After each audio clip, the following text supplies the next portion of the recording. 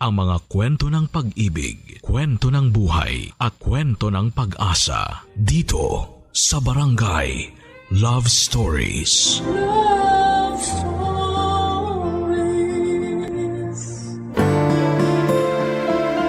Sukdulan man ang kahirapan sa buhay na ito, lahat naman ay may katapusan.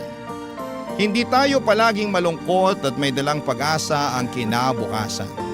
Ikaw, kabarangay, naniniwala ka ba na matatapos din ang mga paghihirap sa ating buhay? Dear Papa Dudut, sukdulan daw ang mabuhay sa mundong ibabaw.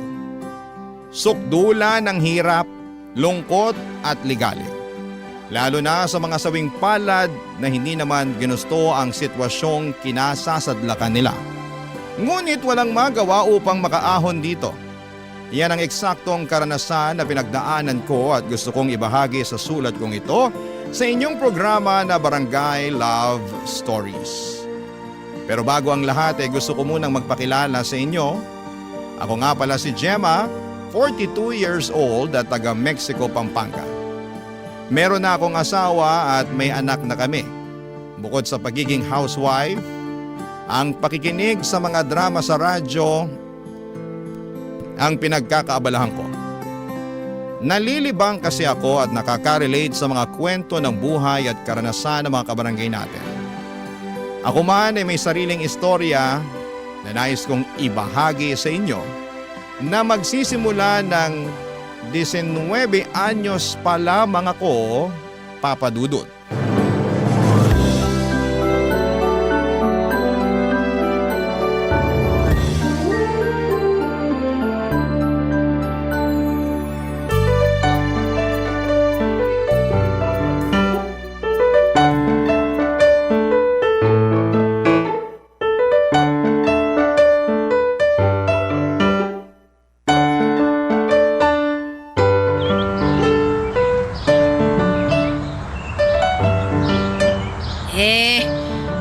Kilala mo si Gustavo?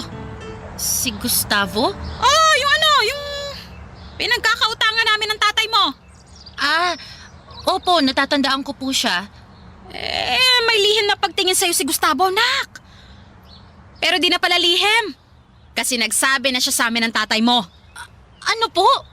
Kursunada ka pala niya, Gemma. Sinabihan kami na kung mapapapayag ka raw namin na asawahin siya, abswelto na kami sa utang namin sa kanya. Naisip namin na na malaking bagay at luwag sa dibdib namin ng tatay mo kung sakaling hindi na kami singilin ni Gustavo. Alam mo namang walang-wala tayo, di ba? Nasa magkano pa yung dapat nating bayaran sa kanya. Kaya naisip niyo po na ako na lang yung ibayad? Hindi naman sa ganun. Ganun na ganun po yun, Nay. Di sige, tama ka. Walang-wala na kasi kami talaga ng tatay mo. Hindi na namin alam kung paano babayaran si Gustavo. Tinatakot na nga kami. Hindi na kami makatulog sa gabi. Tatay mo hindi na makapagtrabaho na maayos. Ayaw na rin lumabas ng bahay natin kasi natatakot baka ipagulpi ni Gustavo.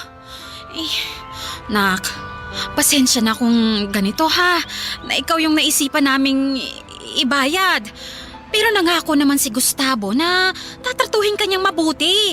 Kaya tiwala kami ng tatay mo na magiging maayos ang buhay mo sa poder niya. Ayaw mo bang guminhawa kahit papaano? Kontento ka na lang ba sa buhay natin na ganito? Isang kahig, isang tuka. Pero Nay, wala namang kasiguraduhan kung tutupad si Gustavo sa pangako niya sa inyo eh. Baka mamaya binibilog lang niya ang ulo niyo. Paano kung mapahamak ako? Ayoko, Nay. Ayokong sumama sa kanya. Anong ayaw mo? Hindi pwede. Dapat sumama ka sa kanya. Kasi ipinangako ka na namin ng tatay mo. Naman eh. Sarili niyong anak, pero kung tratuhin niyo ako, kung ipamigay niyo ako, paano naman akong bagay? Anak ka pa rin naman namin. Isipin mo na lang na na ginagawan mo ng malaking pabor ang pamilya natin. Maaati mo ba na mapahamak kami ng tatay mo dahil lang sa hindi kami nakabayad ng utang kay Gustavo? Yung mga kapatid mo, maliliit pa. Kaya mo ba silang buhayin kung biglaan kaming mawala ng tatay mo? Sige, mamili ka. Ayusin mo ha, yung hindi mo pagsisisihan.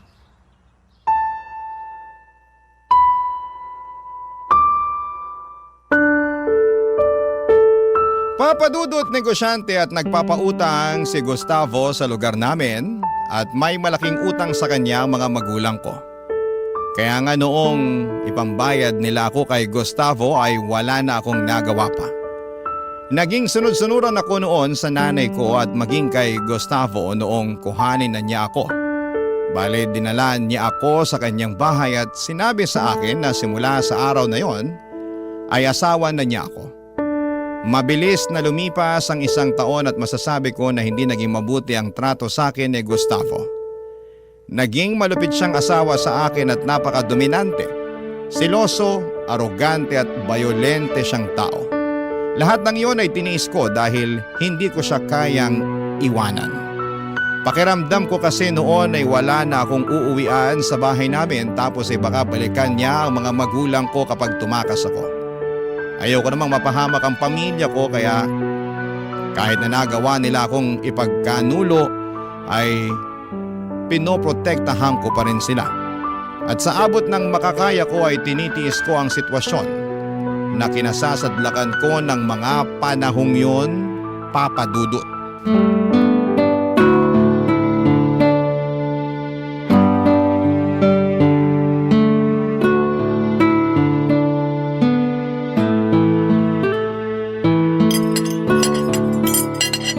Siguradong matutuwa si Gustavo. Niluto ko yung paborito niyang... Gemma! Gemma! Gemma! Saan ka? Lintik ka! Gustavo? Andito lang ako. Bakit ka sumisigaw? Akala mo matatakasan mo ako, no? Ha? Ano bang pinagsasasabi mo? Hindi naman ako tatakas! Hindi talaga dahil malilintikan ka sa akin. Ano bang... Bakit na ba ako sinasaktan? Bitiwan mo nga ako! Bibitiwan kita pag gusto kitang bitiwan! Bakit na ako sinasaktan? Ano ba ginawa ko sa'yo? Wala pa pero wag mo nang subukan dahil hindi kita sasantuhin. Hindi naman yata makatwiran na nasaktan mo ako. Na magalit ka sa akin at pagbantayan mo ako. Wala naman akong ginagawang masama. Teka, lasing ka ba? Lasing ka na naman eh. O ano naman? Wala ka nang pakialam dun. Ha? Aray ko, nasasaktan ako, Gustavo! Bitiwan mo ako, pakiusap. Bitiwan mo na ako. O sige. Sige, bibitiwan kita pero diyan ka lang sa harap ko, ha? O ayan! Saan naman ako pupunta? Sige nga! Ewan ko! Basta mayroong bumubulong sa tenga ko na na baka iwanan mo ako. Na baka sumama ka doon kay Gregor, yung magtutubig. At saan naman ang galing yan? Ewan ko. Basta ko na lang naisip kasi kasi nakita ko kayong magkausap nung nakaraan. Gustavo, saglit lang naman yun eh. Tsaka tungkol lang yun sa pinadeliver kong tubig dito sa bahay natin. Wala naman... Bakit mo ako sinampal?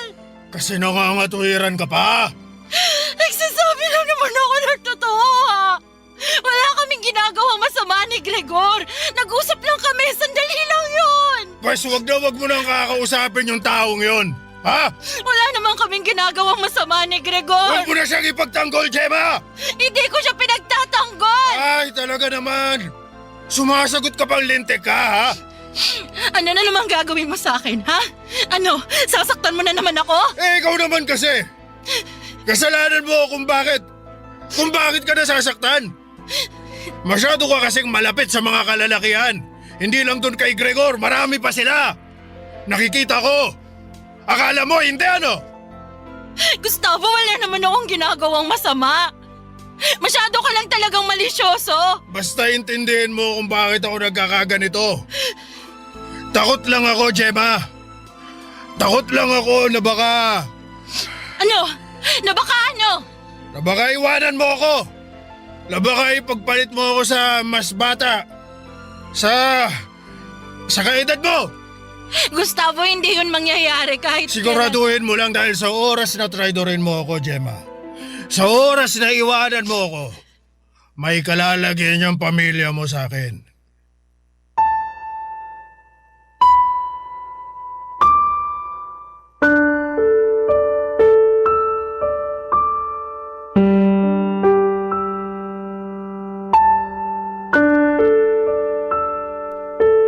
Papa Dudut, hindi yun ang unang beses na pinagsamantalahan ako ni Gustavo. Kahit na mag-asawa na kami. Maraming beses na. Tulad ng dati ay wala akong magawa kapag nangyayari yon. Dala na rin siguro ng matinding takot kaya umiiyak na lamang ako at hinahayaan siya sa kademonyuhan niya. Masakit, mahirap, nakakadiri at sa pakiramdam ko ay parang aping-api ako. Ngunit tiniis ko ang mga yon, alang-alang sa mga taong gusto kong protektahan. Sa tuwing may nangyayari sa amin ni Gustavo ay nabubuntis niya ako pero dahil sa pamimisikal niya sa akin, nakukunan po ako. Ilang beses nang ang nalagay sa bingit ng kamatayan ng buhay ko at minsan ko nang hiniling na sana'y mamatay na lamang ako para tuluyan ang makatakas sa malupit at mapang-abusong kamay ng aking asawa. Pero ewan, paulit-ulit pa rin akong nakakaligtas at nabubuhay.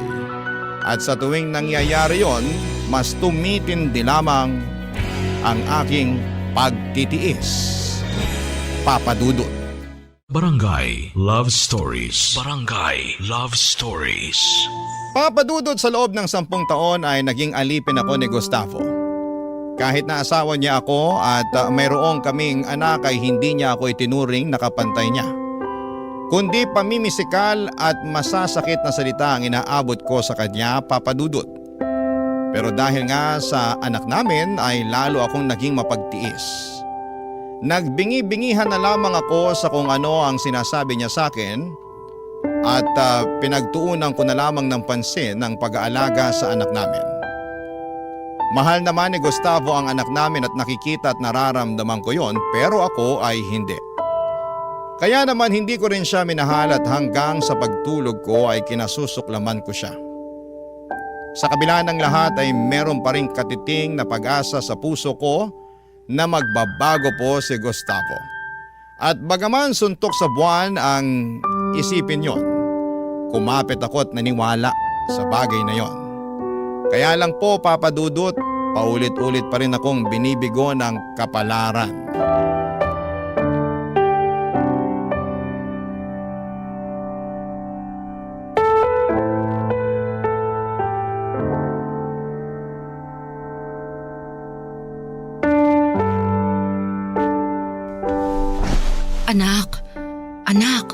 Anak, gumising ka, Diyos ko. Kanina ka patulog at ang init ng katawan mo. Naku, ang taas ng lagnat mo, nak. Anak ng lintik, bakit ang kalat dito sa bahay, Gemma? Gustavo, parang awa mo na. Dalhin natin sa ospital yung anak mo. O bakit? Napano ang anak ko? May sakit siya eh. Mainit yung buong katawan niya. Nanginginig siya tapos masama yung... Ay, nilalagnat. Nareremedyohan naman yan sa bahay. Hindi na yan kailangan dalhin sa ospital. Anong hindi? Sabi ko nanginginig na nga yung anak mo dun sa higaan, no? Eh, paano hindi manginginig? Nakatutok sa kanya yung electric fan. Anong nakatutok yung pinagsasasabi mo dyan? Wala kaya kaming magamit na electric fan dahil sinira mo nung nakaraang nagwala ka. Tsaka, ayaw mo ba talaga maniwala na nanginginig na yung anak mo? O sige, halika, silipin mo doon sa kwarto. Tingnan mo, balot na siya ng kumot. Sus, bakit ko naman gagawin yon? Masasayang lang oras ko, saka ikaw yung nanay. Ikaw na dapat bahalang gumamot dun sa anak mo. Gustavo, nanay lang ako. Hindi ako doktor. Wala akong pakialam, Gemma. Ikaw, Gemma! Saka bakit mo ako sinisigawan? Ha? Gustavo, bitiwan mo. Ha? Hindi ako makahinga. Ano ba, Gustavo? Eh? O ayan! Madali naman ako kausap eh. Ikaw, Gemma, sa susunod ayos-ayosin mo yung pagsagot mo sa akin, ha? Baka nakakalimutan mo kung sino ang hari sa pamamahay na to. Ako yun, ha? Pinapaalala ko lang sa'yo. Hindi ko naman nakakalimutan yun eh. Tsaka ang sinasabi ko lang rito, na kanina mo pa hindi pinapakinggan ay yung tungkol nga sa anak natin. Wala nga yan! Wala yan! Wala yan! Nag-iinarte lang yung anak mo. Hindi na yan kailangan dalhin sa ospital. Dito mo na lang sa bahay natin gamutin. Tingnan mo, bukas makalawa, magaling na yan. Hindi mo na kailangan gumastos ng malaking pera.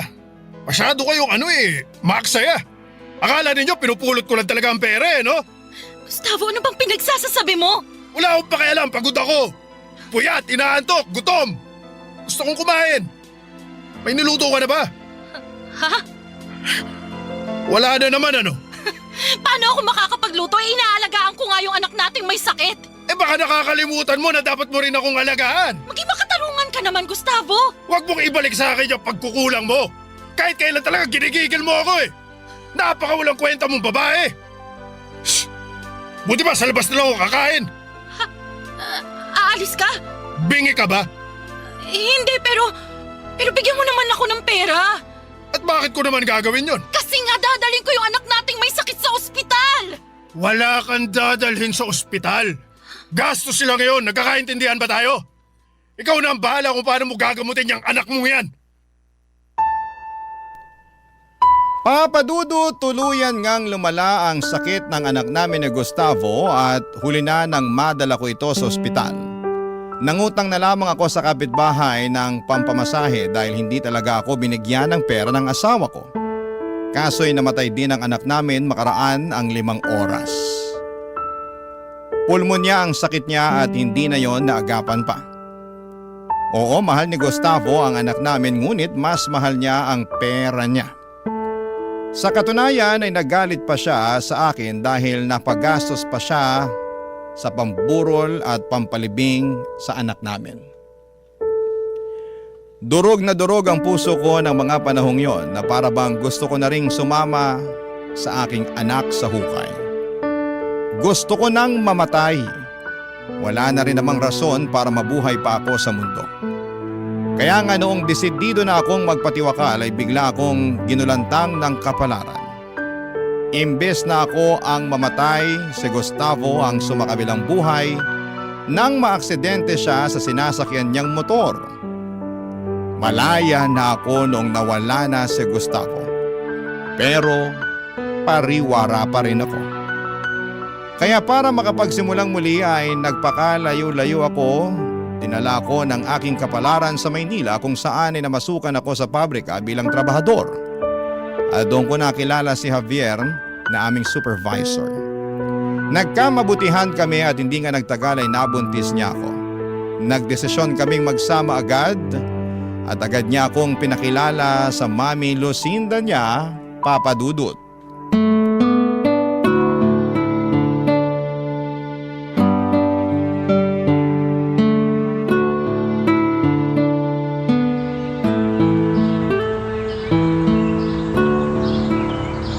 Ilang taon ka na pala? 35 na po.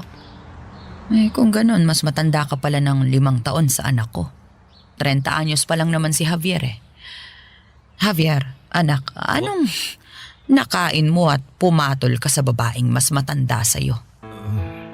Mahal ko po si Gemma at wala naman pong kaso sa akin ng edad niya, Mami. Halata nga, hindi mo naman siya bubuntisin agad kung hindi matindi ang pagmamahal mo sa kanya. Opo, pasensya na po kung sa ganitong sitwasyon ko pa siya napakilala sa inyo. Masyado lang pong mabilis ang mga pangyayari pero wag po kayo mag-alala dahil nasa tamang edad naman na po kami. Hindi naman ako masyadong nag-aalala sa desisyon mo na yan dahil kilala kita. Kapag may gusto ka, hindi ka titigil hanggat hindi mo nasusunod. Tama ako, hindi ba? Opo, Mami. Kung nag-aalala man ako, dyan, kay Gemma.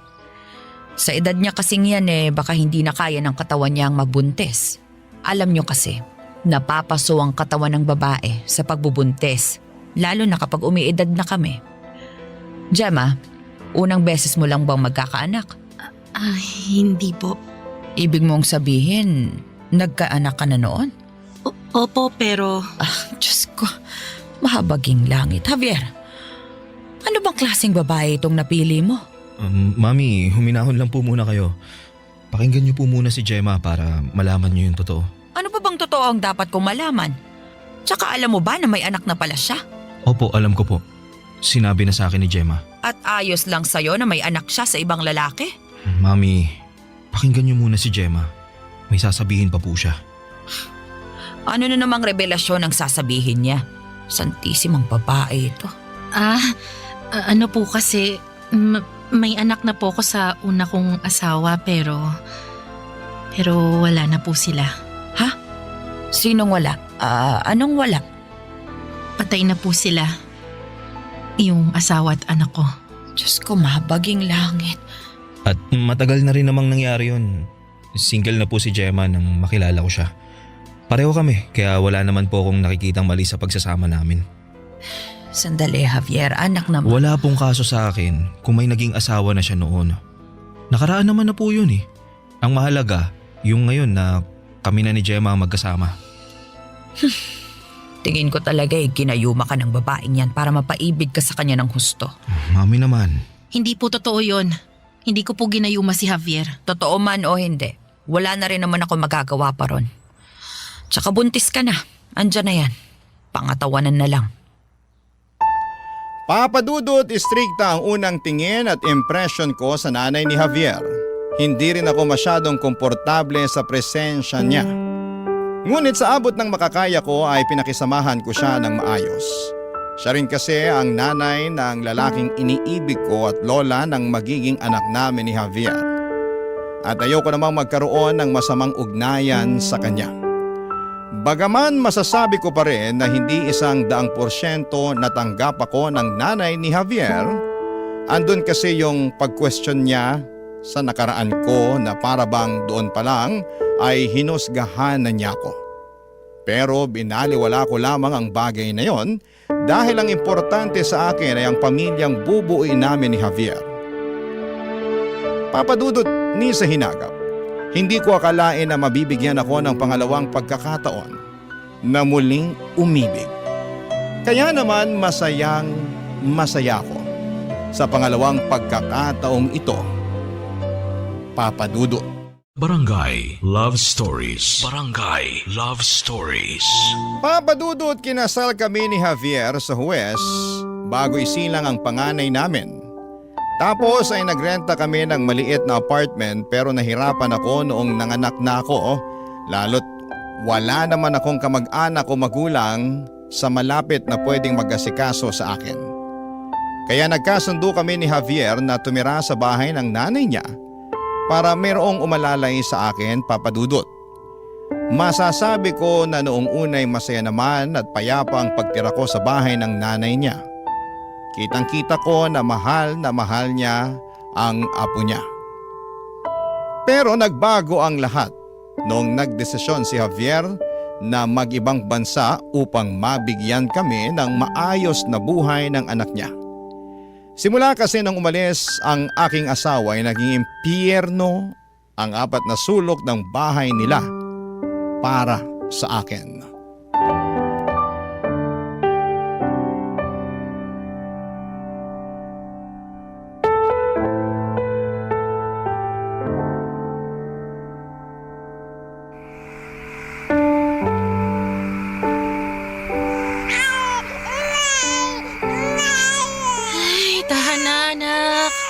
Andito na si Mama. Huwag ka nang umiyak.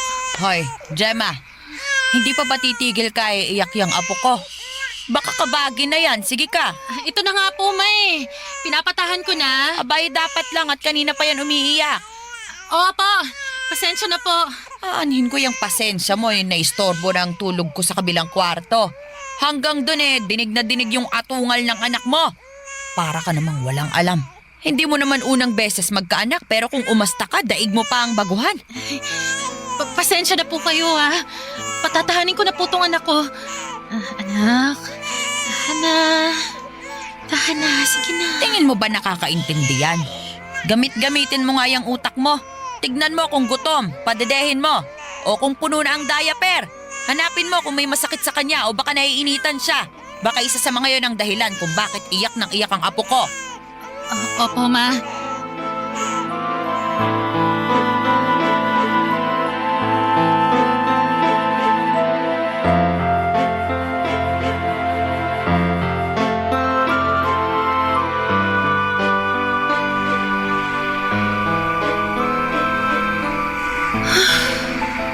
Buti na lang napatulog ko na yung anak ko. Ay, grabe, nakakapagod siyang patahanin. Anong sabi mo? Ano, napapagod ka na sa anak mo? Ma? Kanina pa po ba kayo nandyan? Oo, bakit? Bahay ko naman to ah. Alam ko naman po Ay, yun. nako. Huwag mong ibahin ang usapan, Gemma. Narinig ko ng malinaw yung sinabi mo na napapagod ka na sa anak ninyo ni Javier. Sigurado pag nalaman ng anak ko yan ay magagalit yun sa'yo. Wala naman po akong masamang ibig sabihin doon. At saka, totoo naman po na napagod ako sa pagpapatahan sa anak namin. Pero hindi po ibig sabihin nun napapagod na akong alagaan siya. Wala ka talagang karapatang mapagod dahil nanay ka na. Hindi ka rin pwedeng magreklamo dahil ginusto mo namang magkaanak. Alam mo, tingin ko sinadya mo talagang magpabuntis sa anak ko eh. Kasi alam mo na bata si Javier, may pera at mahal na mahal ka. Ma, mahal ko rin po si Javier at hindi ko po habol ang pera niya. Ay sus! Maniwala ako sa'yo. Hindi ko na po siguro yun problema. Anong sinabi mo? Wala po. Marunong ka na ngayong sumagot, ha? Baka nakakalimutan mo ako pa rin ang reyna sa pamamahay na to. Ma, bitiwan niyo po ako. Nasasaktan po ako, Ma. Bakit niyo po ako sinasabunutan? Ang sakit po. Masasaktan ka talaga kasi sinusubukan mo ako. Wala naman po akong ginagawang masama. Ano wala? Masama na nga na ikaw ang piniling pakasalan ng anak ko. Ang dami-daming matitinong babae dyan. Yung mas bata, mas maganda. May maayos na trabaho at nakaraan. Hindi tulad mo na. Kung sino lang at palamunin. Tapos nakuha mo pang magbataas sa akin, ha? Hindi po ako nagmamataas. Bitiwan niyo na po ako, Mama. Pakiusap. Kulang pa nga yan. Ang dapat sa'yo, tinuturuan ng leksyon. Ma! Halika Ma, dito. tama na po! Masakit na po! Aray! Aray! Tama na po, Ma! Papadudot kahit na hirap na ako sa kamay ng biyanan ko ay minarapat ko pa ring manahimik. Hindi ako nagsumbong sa asawa ko at hindi ako nagsabi ng masama tungkol sa nanay niya dahil ayokong masira ang kanilang relasyon. Muli ako nagtiis at umasa na magbabago pa ang turing sa akin ng nanay ni Javier. Pero sa araw-araw na lamang na nagdaan, mas tumindi at sumama ang ugali nito. Gusto ko na lang talagang mawala ng mga panahong yon. Mabuti na lang at nandyan pa ang anak namin ni Javier na siyang rason para manatiling matino at magpatuloy sa buhay. Pinangatawanan ko ang pagiging matiising babae pero paulit-ulit kong tinatanong sa Diyos kung ano ang kasalanan ko para maging sukdula naman ang pagpaparusa sa akin sa pamamagitan ng ibang tao. Hindi na kasi makatuwiran at napapagod na ako sa totoo lang.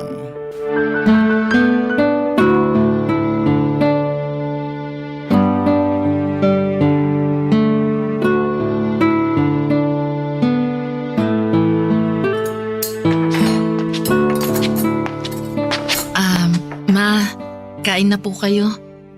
Ano ba yung niluto mo? Sinigang na baboy po. Sinigang ba yan? Bakit ang labnaw? Po? Ayan o, mukhang matabang at pangit ang lasa. Mabuti pa tikman ko muna. Asa na ba yung kutsarita dito? Eto. Pweh! Ah! Ang pangit ng lasa! Paano po nangyari yun? Masarap naman yan. Tinikman ko po yan kanina. Ibig mong sabihin nagsisinungaling ako? Hindi ko po alam pero posible po kasi ayaw nyo naman yung luto ko, hindi ba? Buti alam mo! Kung bakit kasi masyado kang nagmamarunong dyan. May paluto-luto ka pang nalalaman. Napakamapapel mo. Hindi naman po ako nagmamarunong o mapapel. Concern lang naman po ako at gusto ko lang din makatulong kaya nagkusa akong magluto ng pananghalian natin. At saka pag hindi ako nagluluto, nagagalit kayo. Nagpapasaring at sinasabi ninyo na magluto ko, ganito, ganyan. Tapos ngayon na nagkusa ako, galit pa rin kayo? Saan na po ako lulugar niyan, Ma? Bakit ako ang tinatanong mo dyan? Bakit hindi ikaw ang humanap ng lulugaran mo sa pamamahay ko? Kasi parang ang unfair nyo naman po sa akin. Ginagawa ko naman po lahat para makasundo ko kayo. Pinagsisilbihan ko kayo, ginagalang ko kayo kahit na hindi maayos yung trato nyo sa akin kasi nanay pa rin kayo ng asawa ko at saka lola kayo ng anak Huwag mo namin. akong sumbatan ng ganyan, ha? Lalo lang ako nang gigigil sa'yo, Gemma. Di po ako nanunumbat, ma. Bakit ko naman po gagawin yun?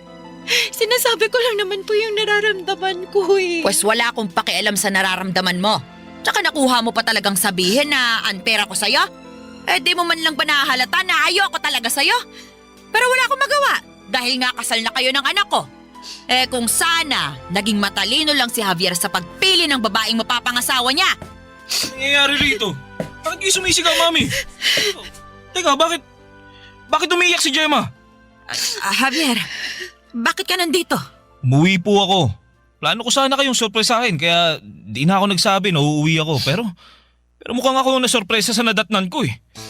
Gemma, ayos ka lang ba? Bakit ka umiiyak? Yang kasing nanay mo. Sumusobra na siya, Javier. Kung ano-ano na lang yung masasakit na salitang sinasabi niya sa akin. Hindi totoo yan. Narinig ko kayo na nagagalit kay Gemma pagdating ko, Mami. Ay, natural lang yon. Eh kasi may ginawa siyang mali. Anong ginawang mali? Pinagluto ko lang naman po kayo ng tanghalian ah. Kayo nga dyan yung ano eh. Kayo dyan yung nang-iinsulto ng luto ko kasi ayaw niyong kumain. Pero pag di ako nagluto, galit pa rin kayo. Totoo ba yun? Javier, anak. Totoo yun, Javier. Hindi ko lang sinasabi sa'yo pero galit talaga sa akin ang mama mo. Ayaw niya sa akin kasi ako ang pinili mo. Ang minahal at pinakasalan mo.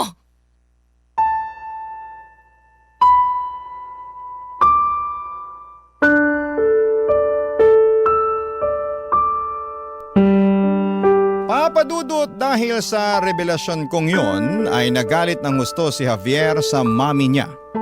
Hindi yon ang salubong na inaasahan ko at gustong mangyari noong biglang umuwi ang asawa ko pero wala na akong pakialam. Ilang taon din akong nagtiis sa masamang trato sa akin ng biyanan ko. Maging ang mga masasakit na salita na binato niya sa akin kahit na wala naman akong ginagawang masama sa kanya. Napuno lang ako, Papadudot, na pagod at para bang gusto ko na lamang kumawala sa kanya. At dahil nga sa mga nangyari ay ura-urada kaming umalis sa bahay ng biyanan ko. Naghanap kami ni Javier ng marirentahang apartment kahit na pansamantala, Papadudot. Sa unang beses ay nakaramdam ako ng kapayapaan dahil magkasama na kami ng asawa ko. Ang nag-iisa kong kakampi. Nag-usap kami ng masinsina ni Javier tungkol sa mga nangyari. Humingi siya ng tawad sa akin dahil kinailangan kong indahin ang lahat, mapanatili lamang ang mabuting relasyon nila ng nanay niya. Pinatawad ko naman si Javier dahil wala naman siyang kasalanan. Sa kasalukuyan, Papadudot, ay hindi na bumalik sa abroad ang asawa ko at naisipan na lang niyang magnegosyo. Lumipat na rin po kami sa Pampanga na tinitirhan namin sa kasalukuyan. Masasabi ko na bagaman masalimuot ang pinagdaanan ko sa nakaraan, meron pa rin namang kapayapaan. Buti na lamang at hindi ako sumuko ng mga panahong yon. Kahit pa sukdulan ang mga nangyaring hindi mabuti sa buhay ko. Maraming salamat po, Papadudot, sakaling mapili po ninyong i-area ang sulat ko at malaking bagay po sa akin. Hanggang dito na lamang po ang aking kwento. Ang inyong kapuso at kabarangay forever, Gemma.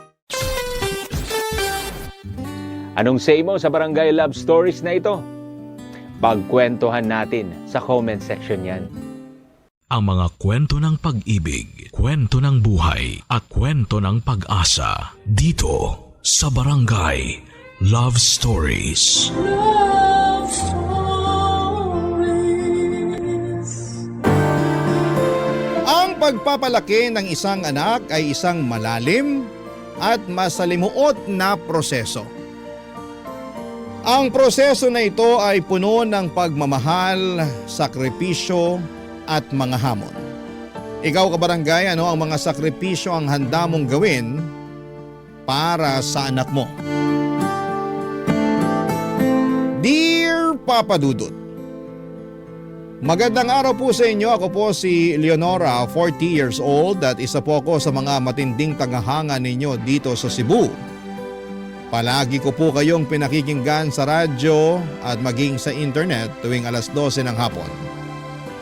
May isang kapitbahay po kami na napansin kung gaano ako kasabik marinig ang mga kwento ninyo at siya na rin po ang naghikayat sa akin na magpadala ng sulat sa inyo. Sabi niya kasi na ang buhay ko daw po ay parang isang teleserye.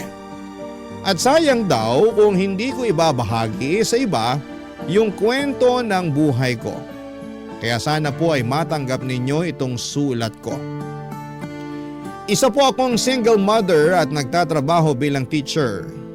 Pumanaw po ang asawa ko dulot ng liver cancer noong maliliit pa lamang ang mga anak namin. Lasenggero po kasi ang asawa ko kaya maaga siyang pumanaw.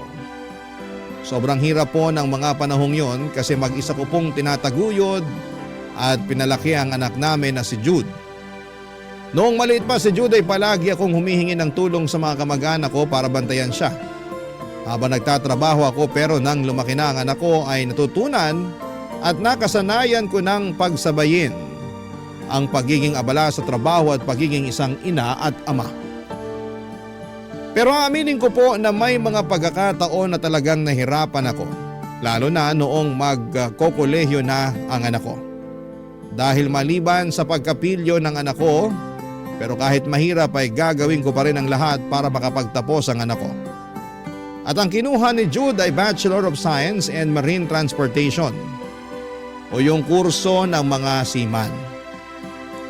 Sobrang saya ko po talaga na napag-aral ko si Jude. Ngunit may mga pagkakataon po na nagiging pasaway si Jude. Imbis na mag-aral ay mas madalas siyang magbulakbol at makipag-inuman. Isang gabi nag-alala po ako nang hindi pa umuwi si Jude. Final exam po niya kinabukasan ng gabing yon. Kaya't nagtataka ako kung bakit wala pa siya sa bahay. Naisip ko po na baka nagbubulakbol na naman siya o di kaya ay nakikipag-inuman. Kaya dali-dali akong pumunta sa maliit na sari-sari store na ilang hakbang lang ang layo sa bahay namin. Noong nakarating na po ako doon ay hindi ako nagkamali kasi nakita ko po si Jude. Nakasama ang mga kaibigan niya at nakikipag-inuman pa.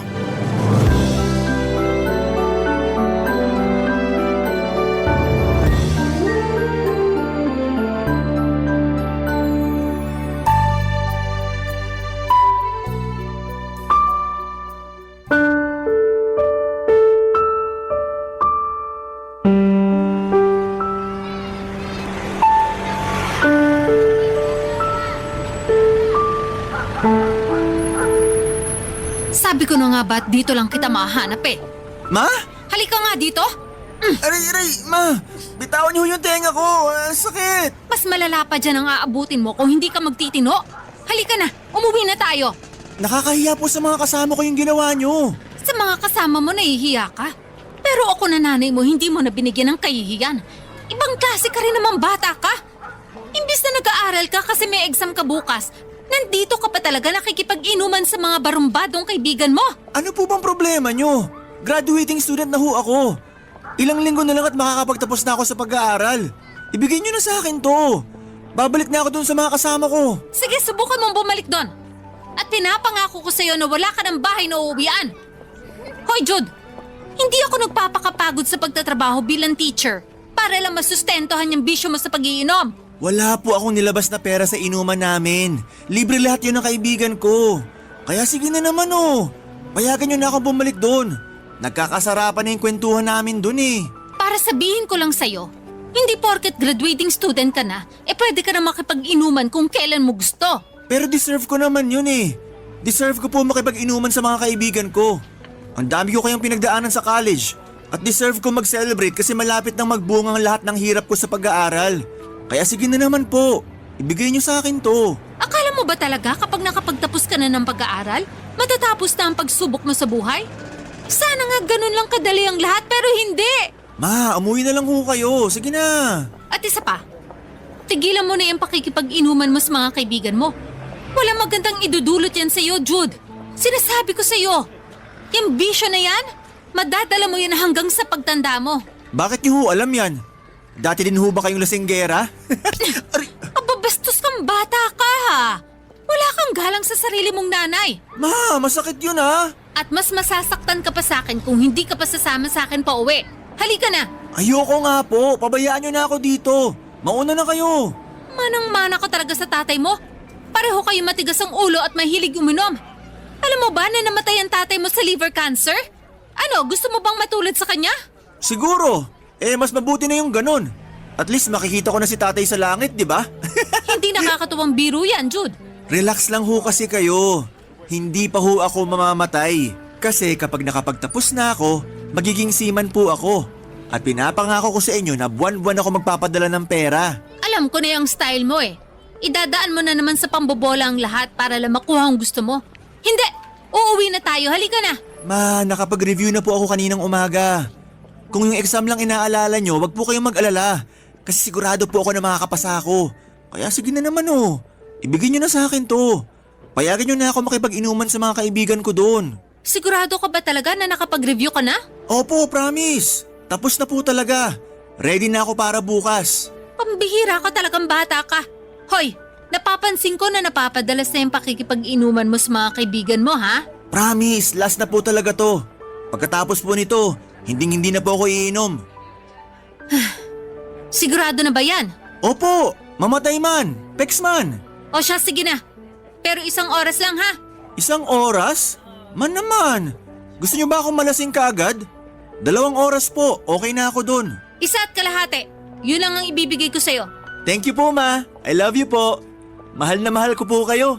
Payakap nga. Huwag mo kong yayakapin, amoy alak ka pa naman. Sige na, uuwi na ako. Okay ma, ingat po kayo. Balik agad sa bahay, ha? Kung hindi, ilalak ko talaga yung pintuan para mapilitan ka matulog sa labas kasama mga lamok at gamo-gamo. Kahit na may mga pagkakataon na siya pa mismo ang nagiging sanhi ng pagtaas ng alta presyon ko, ay hindi ko pa rin matitinag ang pagmamahal ko sa anak ko na si Jude. Naiisip ko na siguro ang mga pagbubulakbol at pakikipag-inuman niya ay bahagi lamang ng pagiging binata niya.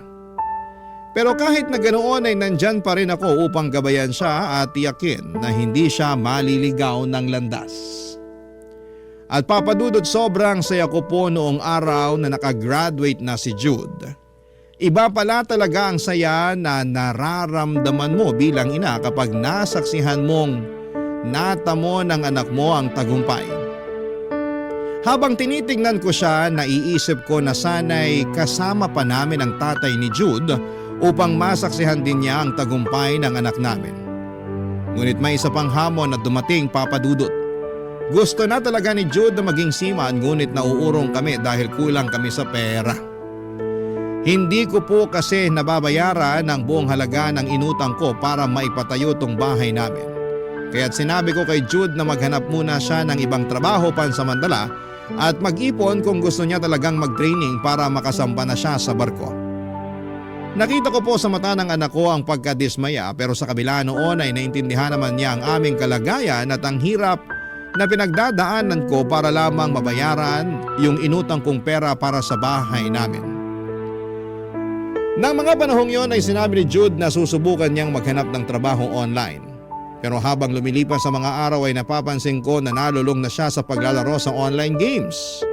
At kung hindi naman ito naglalaro ay palagi kong napapansin na may kausap itong babae sa cellphone, papadudot. Nang mga panahong yun ay minabuti ko nang kausapin si Jude dahil may nararamdaman akong kakaiba.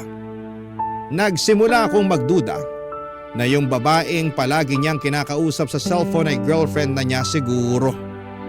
Madalas ko kasing marinig na nag-uusap, naghaharutan at naglalambingan sila noong babaeng palagi niyang kinakausap. Wala naman akong problema sa pagkakaroon niya ng girlfriend kasi alam kong normal lamang yon sa edad niya. At bilang isang binata ay may karapatan siyang magkaroon ng karelasyon. Pero ang problema kasi noong panahon na yon ay wala na siyang ibang inintindi kung hindi ang girlfriend niya. Parang nakakalimutan na ng anak ko na may iba pa siyang mga responsibilidad at pangarap na kailangan din niyang pagtuunan ng pansin, Papa Dudut.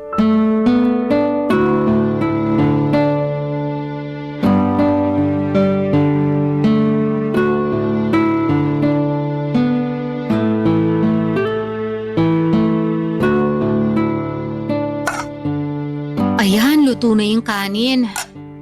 Jude, anak, lumabas ka na dyan sa kwarto mo. Kakain na tayo. Sandali lang po! I love you. I love you too. Kumain ka na ba?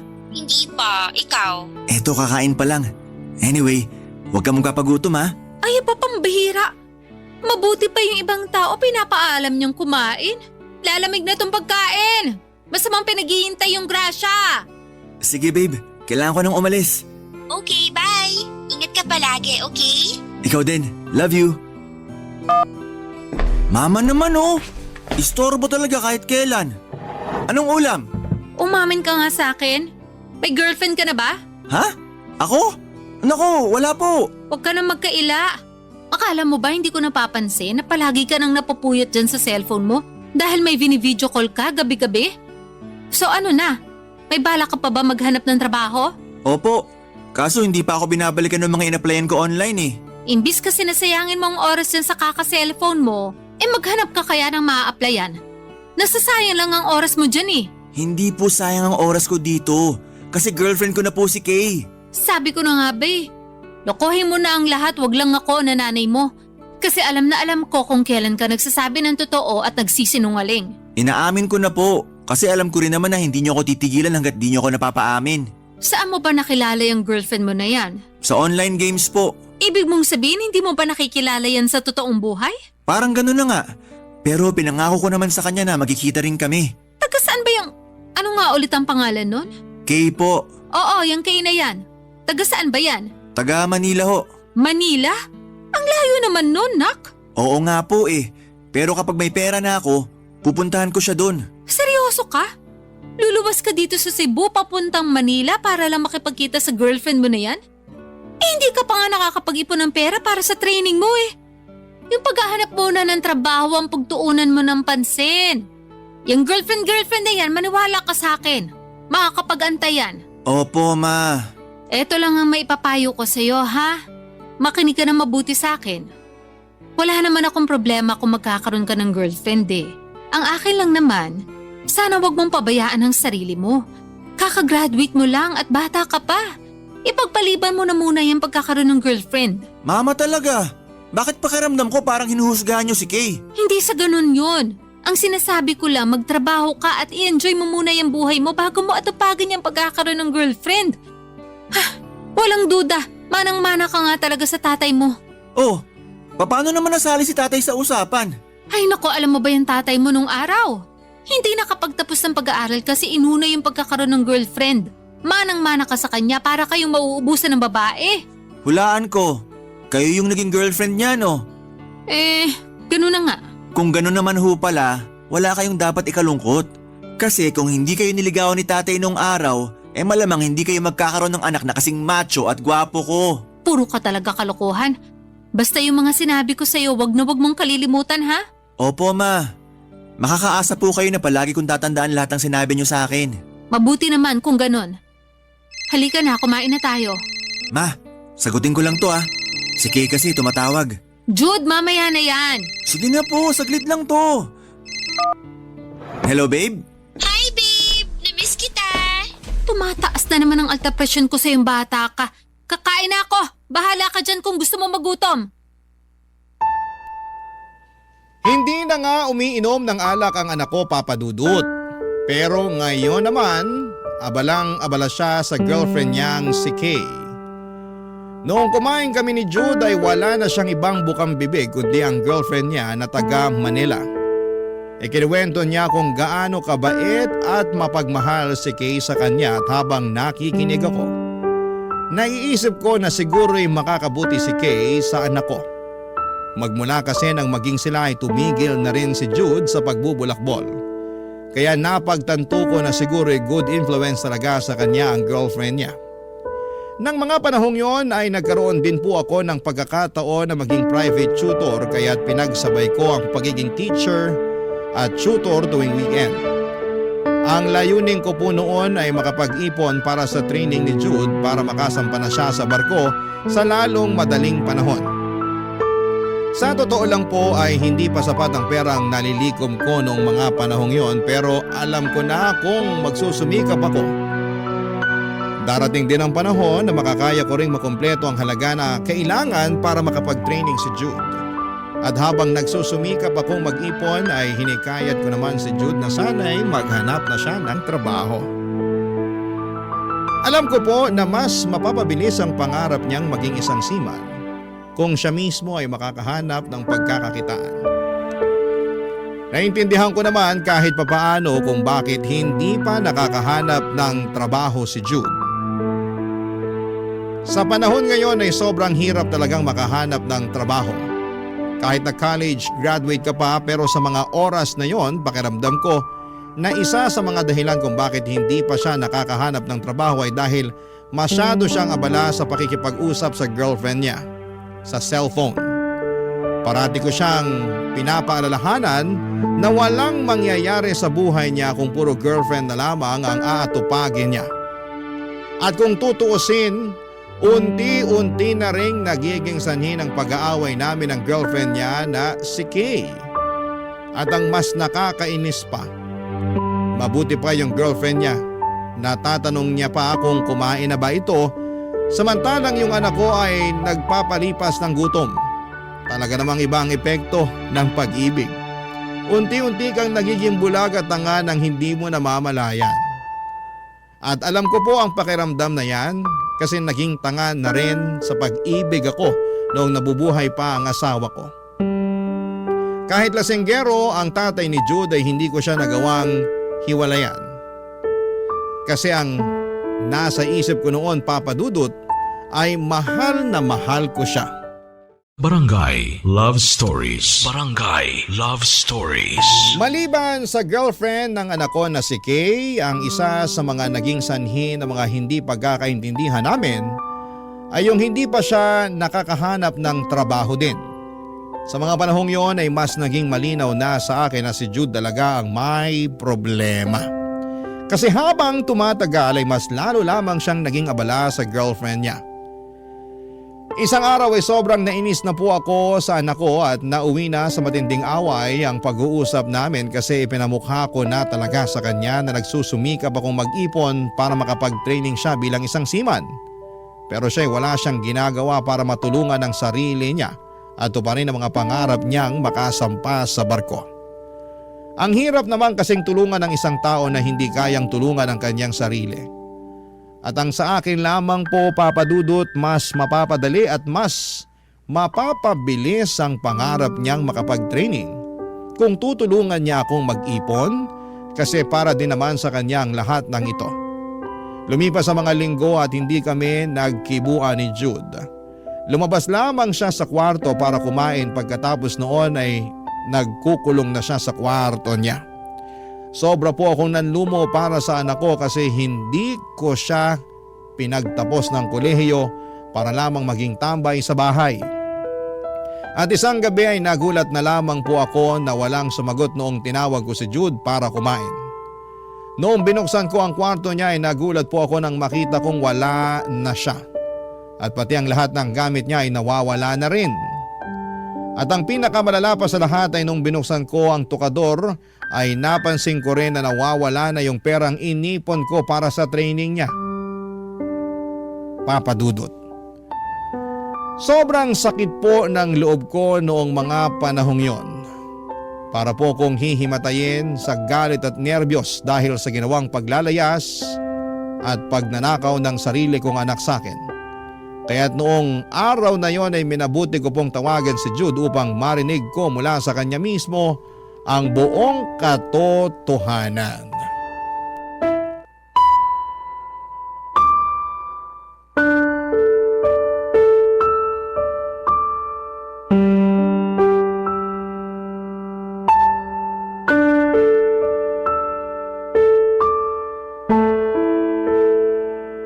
Nasaan ka ngayon, ha? Ma, I'm sorry. Ilang linggo na rin po kasi tayo di nag-uusap. Kaya hindi na ako nagkaroon ng chance para sabihin to sa'yo. Pero luluwas na po ako papuntang Maynila. Ngayon na po yung flight ko. At anong ginamit mong pambayad sa ticket mo? Yung pera sa tokador? Diyos ko naman, Jude! Pinaghirapan ko yung perang yun para makapag-training ka. Nang sa ganun, makasampa ka na sa barko sa lalong madaling panahon. Pero kulang na kulang ho yung perang naipon nyo para sa training ko. At isa pa, wag po kayong mag-alala. Kasi nangako na sa akin si Kay na tutulungan niya ako makapag-training. Doon na rin ako sa Maynila magte-training. Pambihira ka naman eh. Ang bilis mo naman magtiwala sa pangako ng isang tao na hindi mo pa nakikita. Mahal ko po si Kay. At sapat na dahilan na po yun para pagkatiwalaan ko siya. Anak, hindi ka pa nakakapunta ng Manila. Paano kung manloloko pala yung pinagkakatiwalaan mo, ha? Kung pagsasalitaan nyo lang na masama yung girlfriend ko, mas mabuti pa kung ibababa ko na lang to. At tungkol dun sa pera na kinuha ko, wag po kayong mag-alala. Kasi ibabalik ko sa iyo yun kapag nakasampa na ako sa barko. Kung may tao man dito na gusto ka makasampa sa barko, ako yun. Pero hindi sa ganitong paraan. Bumalik ka na dito. Pasensya na ho talaga pero malapit na ako sa airport. At sayang din yung perang pinambayad ko dun sa ticket. Yung perang pinambayad mo, pera ko yun. Perang ninakaw mo. Pero handa pa rin akong patawarin ka. Basta bumalik ka lang dito ngayon din. Ma, I'm sorry pero nakapagdesisyon na ako. Pupunta po ako ng Maynila at kinakayo ko makikitira. Wala na ba talagang silbi yung mga sinasabi ko sa'yo, ha? Huwag niyo po akong simulan. Hindi, wala kang utang na loob. Ang tagal ko nagsakripisyo at nagpakahirap para lang maitaguhid ka na maayos. Tapos wawalang hiyain mo lang ako ng ganito? So ano? Ngayon na nakapagtapos na ako, sinusumbat niyo na sa akin lahat ng naitulong niyo? Huwag po kayong mag-alala. Ibabalik ko po sa inyo bawat sentimo na naigastos niyo sa akin. Walang labis, walang kulang. Bastos kang bata ka? Kung nasa harapan lang kita, malamang pinadugo ko na yung uso mo. Ma, hindi na ho ako bata. Pabayaan niyo na ho ako. Mag-asawa na lang ho kayo ulit para hindi na kayo nag-iisa sa buhay. Saan ka kumukuha ng lakas ng loob para sagot-sagutin ako ng ganyan, ha? Yan ba ang itinuturo sa'yo ng Kay na yon? Ang tinuro sa akin ng girlfriend ko ay dapat marunong ako manindigan. Lalo na kung alam kong nasa tama ako. At ano yung tama? Yung layasan at pagnakawan mo ako? Kayo din naman kasi. Ilang linggo niyo akong hindi kinibunang dahil kay Kay. Para lang po sabihin ko sa inyo, sariling kagustuhan ko po na kausapin si Kay araw-araw. Wala pong pumipilit sa akin. Hoy, wag mo akong babalik ta rin. Paano mo ako nagawang layasan at pagnakawan, ha? Jude, hindi mo alam kung gaano kasakit tong ginagawa mo sa akin ngayon. Basta, ayoko mabulok dito sa Cebu. Ma, nasa tamang edad na po ako para makapagsimula ng bagong buhay. Napaka-ingrato mo. Kung may mangyari man sa iyo sa Manila, wag na wag kang hihingi ng tulong sa akin. Naintindihan mo? Ito po yung bayad. Salamat po. Ma, nasa airport na ho ako. Ibababa ko na to. Sige na. Papadudod, sobrang sakit po ng kalooban ko ng mga panahong yon. Hindi ko na tinawagan si Jude pagkatapos noon kasi nasaktan talaga ako sa ginawa niyang yon. At mas masakit pa doon ay hindi na rin ako tinawagan ng anak ko. Napaisip ako na siguro ay masaya na siya sa buhay niya sa Maynila kasama ang girlfriend niyang si Kay. Pero sa kabila ng lahat ay labis pa rin akong nag-aalala para sa kanya. Kaya lang tuwing natatandaan ko kung paano ako trinaydor ng sarili kong anak ay lalo lamang tumataas ang galit ko. At mas pinipili ko na lamang na ituon ang sarili ko sa pagtatrabaho. Tinigilan ko na rin ang sideline ko sa pagiging private tutor tuwing weekends kasi sobrang nakakapagod at naisip ko rin na kung hindi naman ako kailangan ni Jude para sa training niya ay wala na ring dahilan para magpatuloy ako sa sideline ko. Inilaan ko na lamang ang atensyon ko sa pagiging teacher at sa pagtutok sa pagbabayad ng utang. Aminin ko po na sobra ko nang nami-miss ang anak ko. Madalas ko siyang naiisip. Iniisip ko kung kumusta na kaya ang anak ko sa Maynila at kung nakakakain ba siya ng mas maayos. Di hamak na mas malaki ang Maynila kesa sa Cebu at sigurado kong maninibago ang anak ko doon. Pero pinigilan ko ang sarili ko na tawagan siya kasi sobrang sakit po sa akin ang nagawa niyang tiisin ang sarili niyang ina. Siya na anak ko na inaruga ko at pinalaki ng napakaraming taon. at sinubukan ko na lang tanggapin ang sitwasyon namin. Napakahabang buhay na kaming magkakalayo ng anak ko. Hanggang sa isang araw ay nakatanggap ako ng tawag mula kay Jude. Aaminin ko noong una, nagdalawang isip ako kung sasagutin ko ba ang tawag niya. Pero sa kabilang banda ay miss na miss ko na rin ang anak ko at gusto ko nang malaman kung kumusta na siya. Lalo na't ilang buwan na rin ang lumipas mula nang umalis siya. Kaya naman minabuti ko na rin na sagutin ang tawag ng anak ko, Papa Dudut.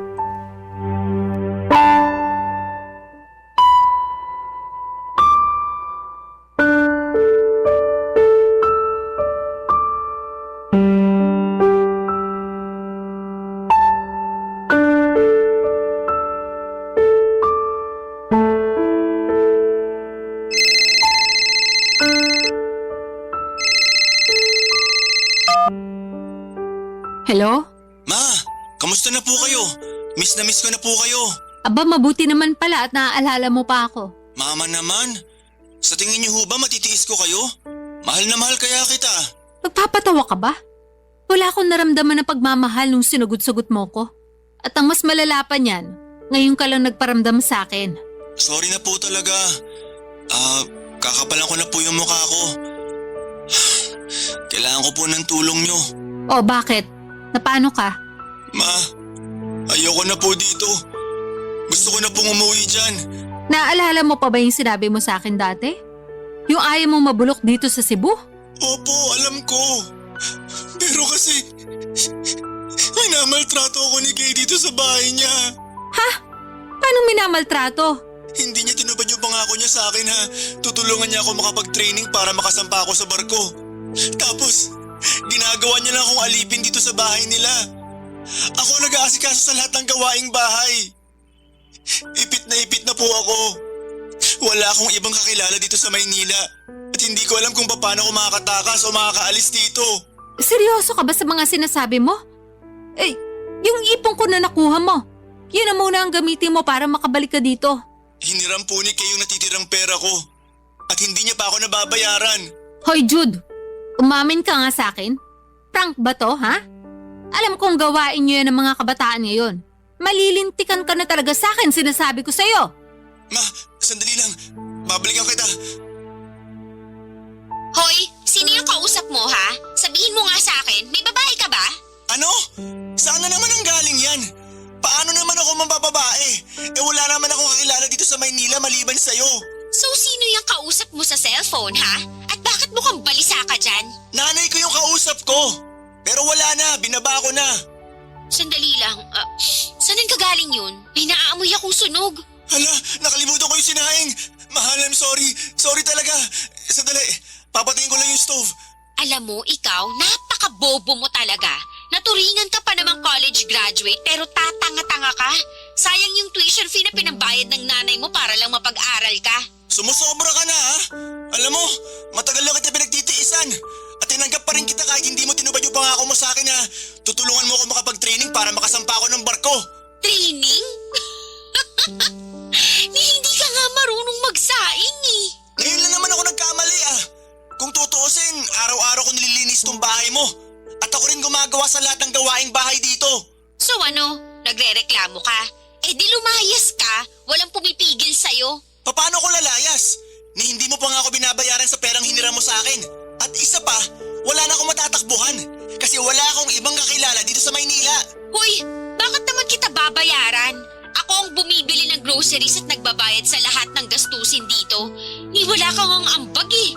At yung perang hiniram ko sa'yo, kulang na kulang pa yun sa lahat ng nagastos ko dito sa bahay. Alam mo ba na dumoble yung gastos ko sa kuryente at tubig simula nung tumira ka dito, ha? Alam mo ba yun? Malamang wala kang alam kasi utak biya ka. Nakakasakit ka na ha? Sige, sagarin mo na. Bobo? Tanga? Ano ba? Tama na, naririndi na ako sa'yo. Ay, magsaing ka na lang ulit kasi nagugutom na ako. Siguraduhin mo lang na hindi ka napapalpak ha? Dahil kung hindi, tatamaan ka na talaga sa akin. Naintindihan mo? Anak, girlfriend mo ba yun? Opo. Ma, parang awa niyo na.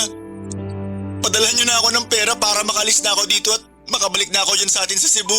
Diyos ko, paano ba yan? Sa susunod pa na linggo yung sahod ko. Pero huwag kang mag-alala. Gagawan ko ng paraan, ha? Sige po. Susubukan ko manghiram ng pera dun sa kapitbahay natin. Kapag natanggap ko na yung pera, huwag kang mag-alala. Ipapadala ko agad sa'yo. Salamat po talaga, Ma. Sabihin mo nga sa akin, sinasaktan ka ba ng babaeng yon? Hindi po, pero matagal niya na akong kinakawawa dito kasi alam niya na wala akong ibang matatakbuhan dito sa Maynila. Ma, please. Pangako niyo po sa akin na magpapadala kayo ng pera. Oo anak, pangako yon. Basta ipangako mo rin sa akin na kapag natanggap mo na yung pera, magbubook ka agad ng flight papuntang Cebu, ha? Opo, pangako po. Ma, kailangan ko na pong ibaba to. Magsasaing pa ako. Sige na po.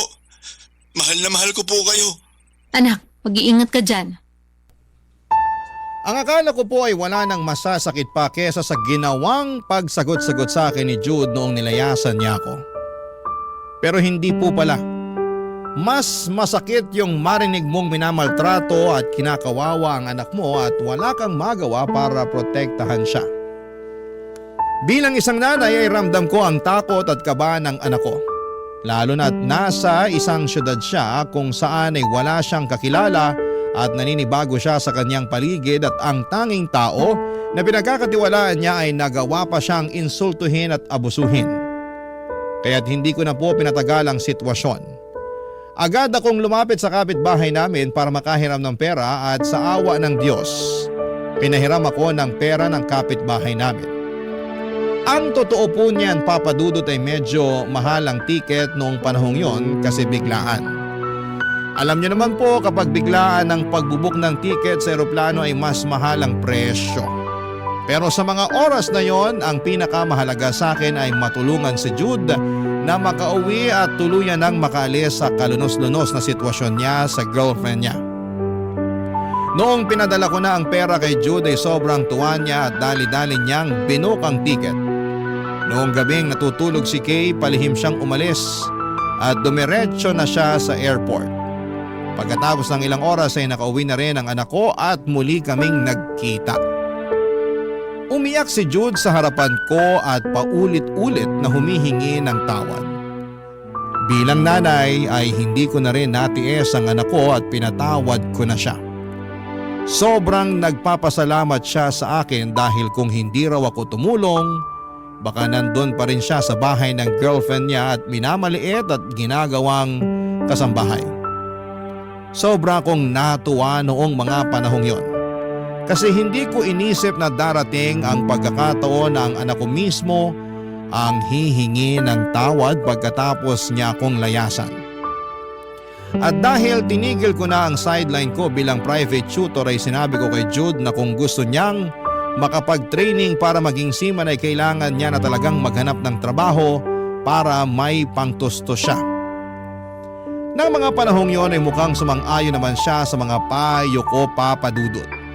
Kasi nakita ko na ang sipag niya sa pag-a-apply, Papa Dudut, ng iba't ibang trabaho dito sa Cebu. Barangay Love Stories. Barangay Love Stories. Pagkalipas ng ilang linggo ay natanggap si Jude sa isang call center. Ang totoo niyan ay sobrang nagulat ako kasi aaminin ko na hindi siya ganong kagaling mag-Ingles. Siguro itinablan lang talaga siya ng swerte noong araw na yon, Papa Dudut. Sa tuwing sasahod siya ay nag-aabot siya ng pera sa akin pero palagi ko pa rin siyang pinapaalalahanan tuwing sasahod siya na dapat ay magtabi siya ng malaking halaga para sa training niya. Ako na rin po ang sumagot sa mga gastusin dito sa bahay, tubig, kuryente at kung ano-ano pa para mas malaki ang maitabing pera ng anak ko at hindi niya na kailangang problemahin pa ang gastusin dito sa bahay. Ngunit habang nagsusumikap si Jude sa call center ay napapansin ko rin na medyo stress na siya. Sabi niya sa akin na pupuyat daw siya sa night shift at naiinggit din daw siya sa mga kasamahan niyang magaling mag-Ingles. Bilang nanay, pinayuhan ko siya na hindi niya dapat ikumpara ang sarili niya sa iba. Ang sabi ko ay mas mabuti pang magpaturo siya sa mga kasamahan niya para mag-improve siya. Ang totoo nga niyan ay madalas sinasabi ni Jude sa akin na gusto na niyang mag-resign dahil sobrang nakakapagod daw ang trabaho niya sa call center Palagi daw siyang sinusungitan at sinisigawan ng mga foreigner na customer. At kapag mababa daw ang performance niya ay pinapagalitan siya ng team leader niya at pinagtatawanan pa ang English niya. Naintindihan ko yung pinagdadaanan ng anak ko, Papa Dudut, at sa totoo lang ay naaawa ko sa kanya. Pero sinabi ko sa kanya na kailangan niya munang tiisin ito. Ang sabi ko, kapag nakalikom na siya ng pera ay pwede na siyang mag-resign sa call center at mag-training para matupad ang pangarap niyang maging isang seaman. Subalit makalipas ang ilang buwan, Papa Dudut, tila pinaglaruan kami ng tadhana. Isang gabi narinig ko si Jude sa kwarto niya na may ka-video call. At sa totoo lang ay nararamdaman ko na naman ang kaba sa dibdib ko. Alam ko may something na hindi tama kaya't dahan-dahan ako lumabas ng kwarto ko at minabuti ko munang pakinggan ang usapan ng palihim bago ko kumprontahin ang anak ko, Papa Dudut.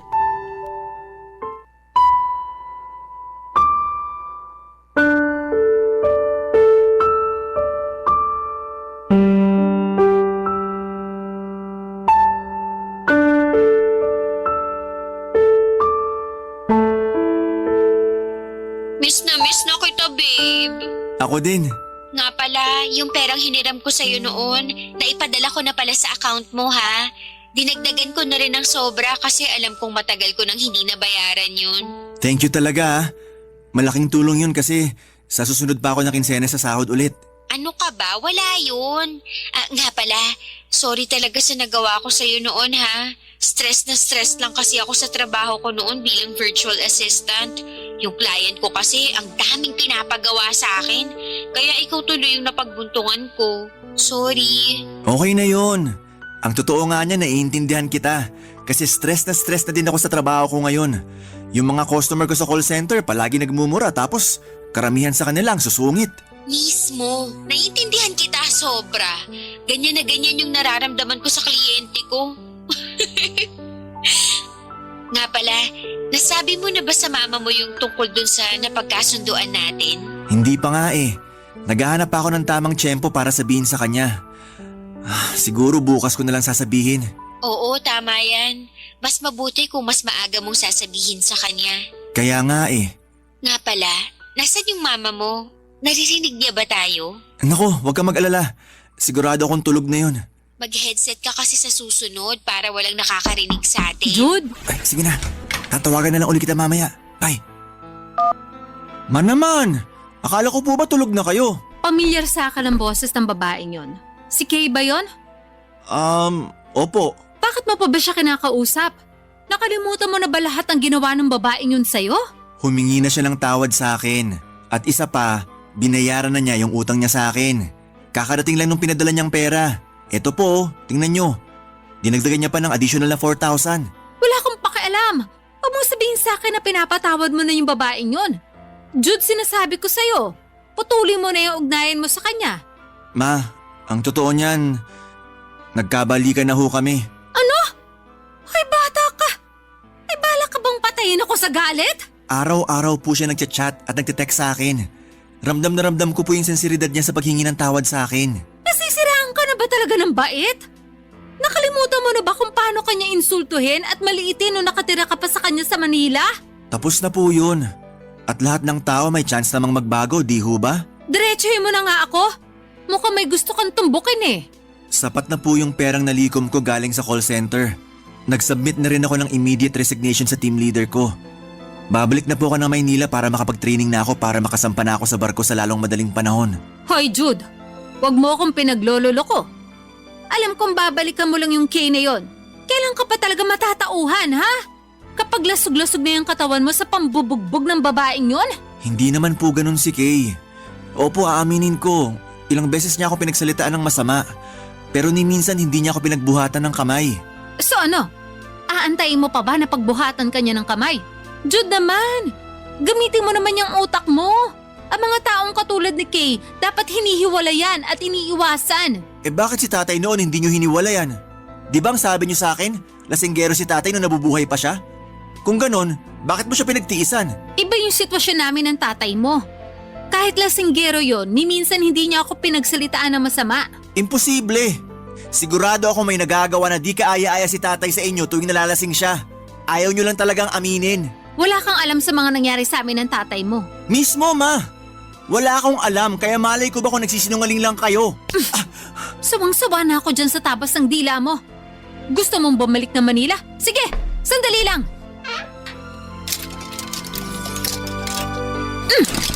Eto, yan pa. Kunin mo na lahat ng mga damit mo dyan sa sahig. At wag na wag kang hihingi ng tulong sa akin kapag may nangyari na namang masama sa'yo doon. Alam niyo po kung anong problema niyo? Masyado niyo akong binibaby. Hindi na po ako 10 years old.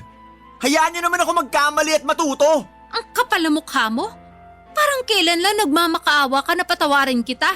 Parang kailan lang nagmamakaawa ka na padalhan kita ng pera dahil minamaltrato ka ng girlfriend mo. Ginawa ko ang lahat para mailayo kita sa babaeng yon. Tapos ngayon ako pa tong pagmumukhain mong masama. Ano po ba yung pinuputok ng butsi niyo? Yung perang hiniram niyo sa kapitbahay natin para makabili ako ng ticket noon? Sandali lang! Eto! Dinagdagan ko pa yan para hindi na kayo manlumo sa perang nawala sa inyo. Hayop ka!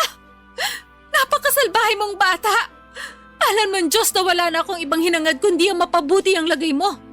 Pero kung hindi mo nakikita yon, siguro panahon na nga para magkanya-kanya na tayo. Lumayas ka sa bahay ko. At huwag na huwag ka na makakahingi ng tulong sa akin. Siguro nga po mas mabuti kung ganon. Kunin mo na itong mga gamit mo, labas! Lumayas ka na! At huwag na huwag ka nang babalik pa dito! Papadudot niyo na siguro ang pinakamabigat na nangyari sa buhay ko.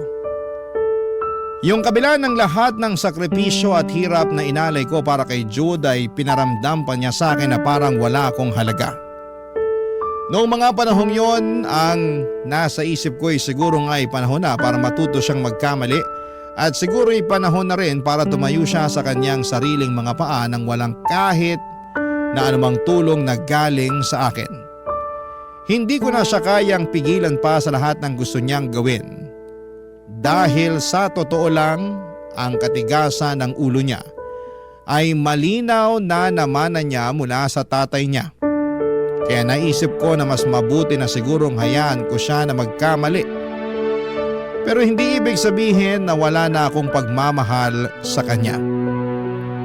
Mahal ko pa rin naman si Jude pero pakiramdam ko na habang tumatagal ay inaabuso na ako ng sarili kong anak. Kaya naman mas mabuti na siguro kung palayasin ko na siya sa bahay. Simula noong pinalayas ko si Jude, ako na lang ulit ang natira na mag-isa dito sa bahay, Papa Dudut. Lumipas sa mga buwan na trabaho-bahay lang talaga ang routine ko. At nakikipagtsikahan na lamang ako sa kapitbahay para kahit papaano ay mawala ang lungkot ko. Isang araw habang nag-i-scroll ako sa Facebook ay nakita ko at napag-alaman ko na nakapag-training na pala si Jude para maging seaman at ilang linggo na lang ay sasampa na siya sa barko. Sobra akong natuwa, Papa Dudut, dahil matutupad na rin niya ang pangarap niya at pangarap ko para sa kanya. Pero ang problema nga lang, ni minsan ay hindi man lang ako kinausap ni Jude. Kaya makalipas ang ilang buwan ay minabuti ko makipag-ugnayan sa isa sa mga kaibigan niya sa Facebook. Doon ko nalaman ang isang bagay na sobrang kumirot sa puso ko. Ang allotment na kinikita ni Jude bilang seaman ay napupunta lahat sa girlfriend niyang si Kay. At ang sinabi sa akin ng kaibigan ni Jude na yung anak ko daw mismo ang nagbigay ng written authorization para gawing alati yung jowa niya. Ang totoo niyan ay wala akong pakialam sa pera. Pero ang masakit sa akin ay yung ipinamumukha ni Jude na mas mahalaga pa sa kanya ang girlfriend niya kesa sa akin na nanay niya. Para po akong sinuntok sa dibdib ng mga panahong yon. Nang paulit-ulit pero tinanggap ko na lamang ang katotohanan at nagpatuloy sa buhay ko. Nang mga panahong yun ay nalungkot ako sa natuklasan ko tungkol sa allotment at doon na rin ako nagsimulang tumutok sa Barangay LS. Naging bahagi na ng buhay ko ang pakikinig sa Barangay LS sa inyo, Papa Dudut. At kahit papaano ay nakakatulong po talaga ang mga kwento ng sender ninyo na pagaanin ang bigat na nararamdaman ko. Lumipas ang mga buwan at wala pa rin namang nagbago sa routine ko. Pero isang araw habang nakikinig ako ng radyo ay nagulat ako nang may kumatok sa pinto ko kahit wala akong inaasahang bisita o dadalaw sa akin ng mga araw na yon. Papa Dudut.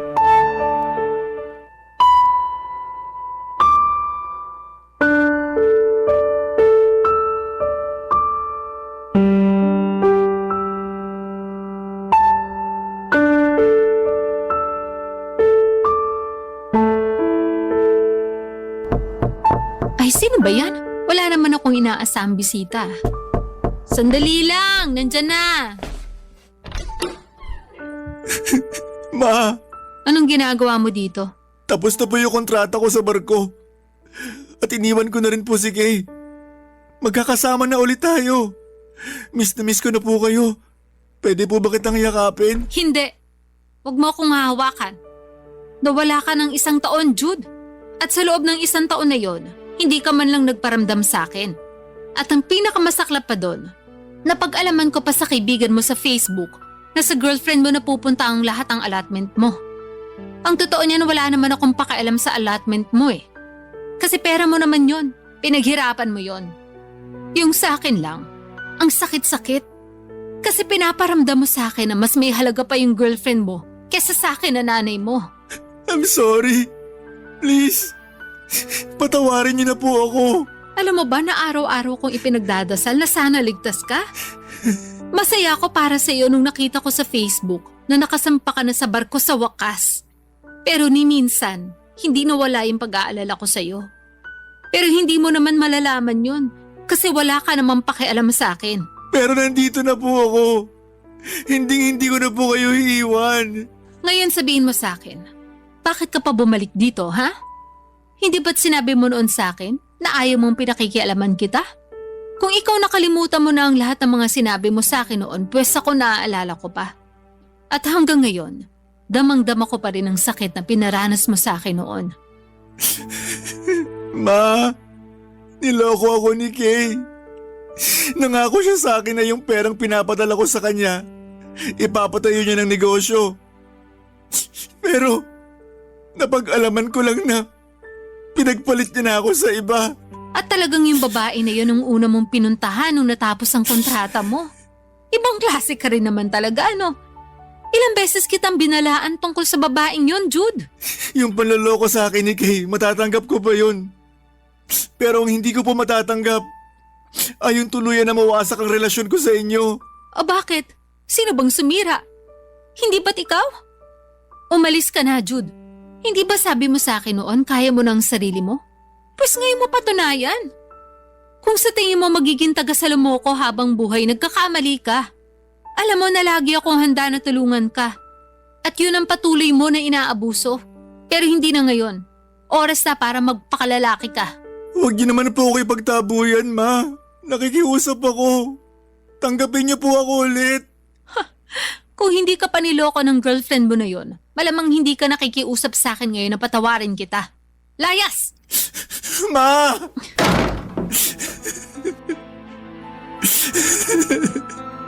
Hindi po ako aalis dito hanggang hindi niyo po ako pinapatawad.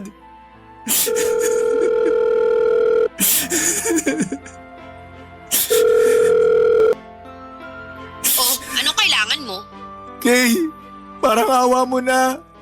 Ibalik mo na sa akin yung pera ko. Kahit kalahati man lang para makapagsimula ako ng bagong buhay. Anong perang pinagsasasabi mo? Hoy Jude, ipapaalala ko lang sa'yo ulit ha. Ako yung gumastos sa training mo bago ka nakasampa ng barko. Utang na loob mo sa akin yun. Ang kapal ng mukha mo. Pinaghirapan ko yung kinita ko sa pagiging seaman. Pinagkatiwalaan kita, Kay. Pero anong ginawa mo? Yung pera na para sana sa negosyo natin, ginastos mo lang sa lalaki mo. Ang tagal mo kayang nawala. Siyempre bilang babae, may mga pangangailangan din ako. Wala kang kasing sama. Ano bang akala mo? Nagbakasyon at nagpapakasarap ako sa barko? Aba malay ko. Babalik ako ulit yan sa Maynila. At kukunin ko sa iyo yung perang kinuha mo sa akin. Wala ka nang babalikan dito, Jude. Magsasayang ka lang ng oras, lumipat na ako ng bahay. Walang hiya ka. Kakasuhan kita. At anong ikakaso mo sa akin? Hoy, ipapaalala ko lang sa'yo ulit ha. Yung pagpapadala mo ng pera sa akin, may written authorization mo yun. Wala akong nilalabag at legal lang lahat ng yun. Sige na, ibababa ko na to at ibablock na rin kita. Goodbye. Hello, Kay? Kay! Ah! Ma, buksan niyo to. Kausapin niyo naman po ako, parang awa niyo na. Patawarin niyo na po ako. Kailangan ko po ng gabay niyo. Kailangan ko ng pagmamahal niyo. Mahal na mahal ko po kayo.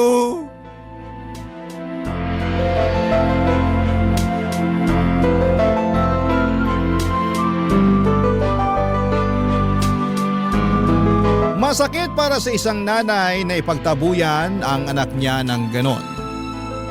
Pero wala akong magagawa kasi nanunuot pa rin yung sakit na dulot ng anak ko. Tanging Diyos na lamang po ang makapagsasabi kung kailan ko siya matutulungan at mapapatawad. Pero sa ngayon ay pinoproseso ko pa rin ang lahat ng mga nangyari. Lumipas sa mga buwan at nakikita ko pa rin ang mga post ni Jude sa Facebook at napag-alaman ko na nagtatrabaho siya ulit ngayon sa call center at nangungupahan sa isang boarding house dito sa Cebu. At kahit papaano ay masaya ako para sa anak ko dahil nakabango na siya. Kahit na nasaktan siya at niloko ng girlfriend niya. Kung sakali man na dumating ang panahon na magkaayos kami ng anak ko na si Jude ay magpapadala po ako ng sulat sa inyo, Papa Dudut, pero sa ngayon, kung iahalin tulad ko sa sugat ang mga naging karanasan ko kay Jude ay hindi pa po ito naghihilom. At may mga pagkakataon pa rin nagdurugo pa rin ang sugat na iniwan sa akin ng sarili kong anak. Sa karanasan kong ito, natutunan ko na hindi maganda ang ibigay ang lahat sa isang tao. Dapat ay may itinitira ka para sa sarili mo. Kapag minahal mo ang isang tao ng sobra at binigyan mo siya ng halaga, nang higit pa sa sarili mo ay hindi mo namamalayan na unti-unti ka na palang nauubos. Kaya naman sa mga kabarangay ninyo na nakikinig ngayon, ang pinakamahalagang paalala ko sa inyo ay huwag kayong magmadali sa pagpili ng magiging katuwang sa buhay. Piliin ninyo ang partner na may matibay na pundasyon ng tiwala, paggalang at pagmamahal. Hindi lahat ng maganda sa paningin ninyo ay tama para sa inyo ha, kaya't mahalaga na piliin ang tamang tao na magsusustento sa inyong kaligayahan at magpapalakas sa inyong buhay. Maraming salamat at binigyan niyo po ako ng pagkakataon na maibahagi sa inyo ang kwento ng buhay ko. Ang inyong forever kapuso at kabarangay, Leonora. Ako, gigil na gigil talaga ako sa nangyayari sa kwento natin. O ikaw, kabarangay, kumukulo rin ba dugo mo? Pwede kang mag-iwan ng comment sa ating comment section.